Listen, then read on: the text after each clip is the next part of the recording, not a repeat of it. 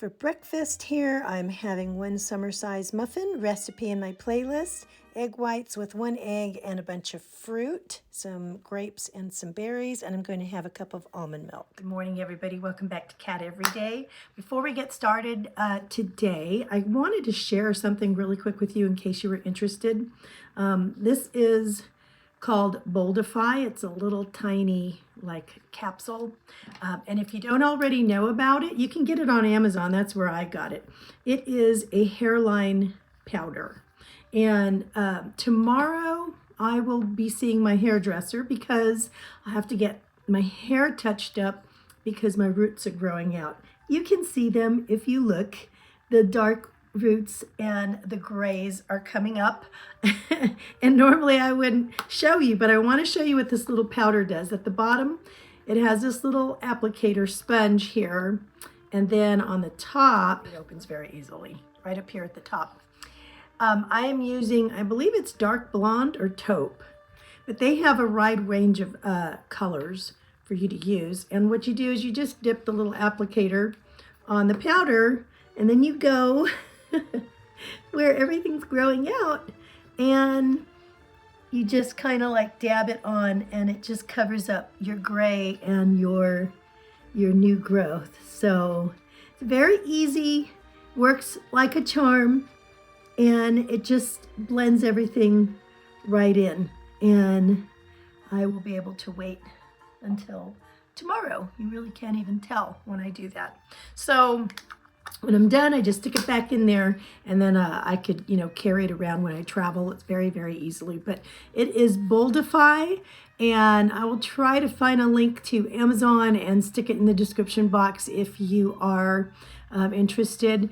Out of everything, every gray hider, I want to say, that I've tried, little mascara thingies that you use to hide the gray, those never really quite work, and they get gummy and icky and kind of weigh your hair down, and they just get kind of gross. This has been the best and the easiest by far to help me get to my next hair appointment. Super easy, doesn't weigh your hair down. It's not cruddy or anything like that. Doesn't seem to come off.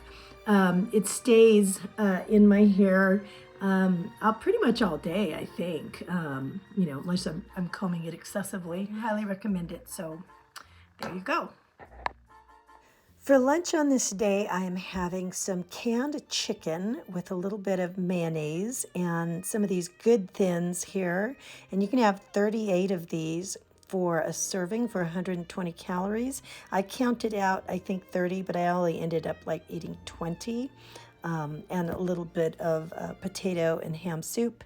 And then we went out to dinner at Zuppa's. Now, I ate half of the sandwich and had half of the soup at Zuppa's.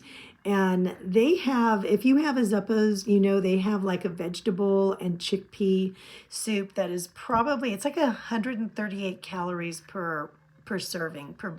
It's a gigantic bowl.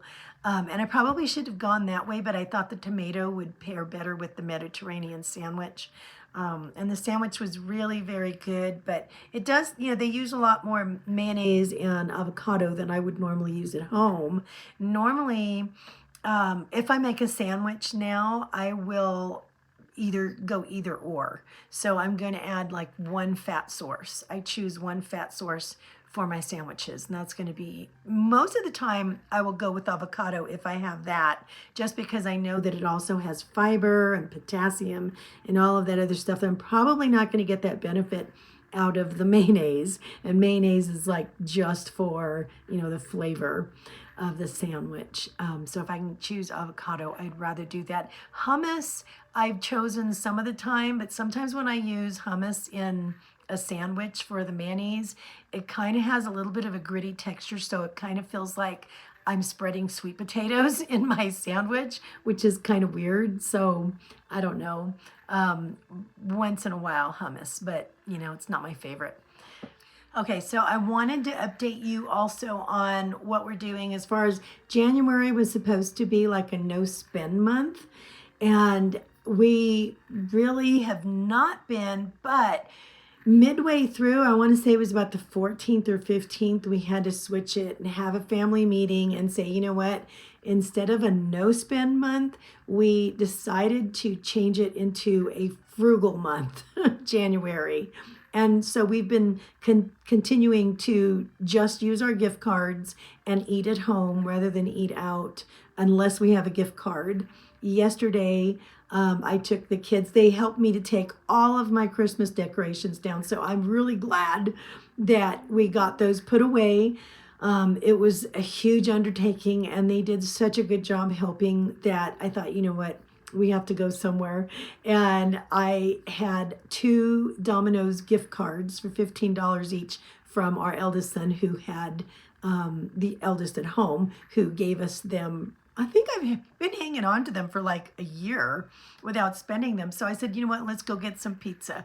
And we went and got pizza. We brought it home and ate it here. But I wanted to do something nice for them. So we still do have one more. One of our middle son has a pizza gift card left. So there's still gift cards for the rest of the month. But one of the reasons why we changed it from no spend to frugal January was because I noticed the kids were just really becoming very legalistic about well, there are some things that we've needed to buy, but they've been becoming very legalistic about the no spend. And it really hit me once when okay, I have all of the Toscarino books, right, the cookbooks and whatnot, and they are amazing. I love them. Now there is she writes the what is it, clean eating books, right? And she wrote a clean eating 2, which is the book that I don't have, right, or I didn't have. And so we went to the library because of course, we're just checking books out. We went to the library. And we walked by the bookstore. It's like right next to the checkout. And I saw Toscarino's book 2 sitting there. And I thought, oh my goodness, it is in the, now it's a $20 book. It's in the bookstore. So I flipped through it and I looked at it.